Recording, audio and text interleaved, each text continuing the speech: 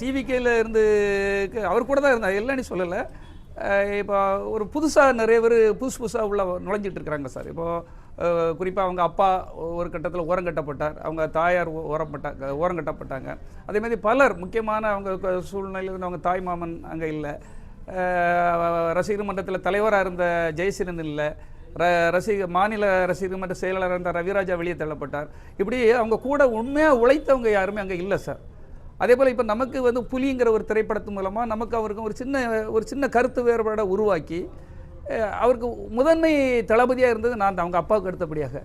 ஆனால் ஓரங்கட்டப்படும் போது நம்மளும் மனுஷன் தானே, நம்மளும் உழைச்சி அடுத்தவங்களுக்கு மற்றவங்களுக்கெல்லாம் உழைக்கணும், மற்றவங்களுக்கெல்லாம் சர்வீஸ் பண்ணுங்கும் போது ஒரு அங்கீகாரம் இல்லைங்கும் போது நம்ம அவமானப்படுத்தப்படுறோம்.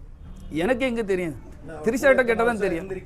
நீங்கள் திரிஷாக்கிட்ட கேளுங்க, அது கரெக்டாக சொல்லுவோம் யார் கட்டுப்பாட்டில் இருக்கீங்க சார். கூட்டம் வந்து வரதை வச்சு ஒரு நடிகர் பெரிய நடிகர்னு நீங்கள் சொல்ல முடியாது சார். அதாவது நான் இப்போ இடையில சினேகாவுக்கு ஒரு ஃபங்க்ஷன் நடந்தது சார், வந்தேன். சுற்று பகுதி அவ்வளோத்தையும் அடைச்சி போட்டிருக்காங்க, எல்லாமே டிராஃபிக் ஜாம்.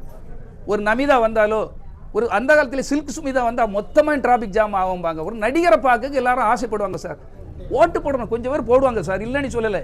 இன்னும் அவர் ஒரு நடிகரை, அவர் ஒரு மாயத்தில் அவர் கிளாமரை நம்புறவங்க கண்டிப்பாக போடுவாங்க சார். ஆனால் நான் வந்து அவர் கூட இருந்தவன், நான் சொல்கிறேன்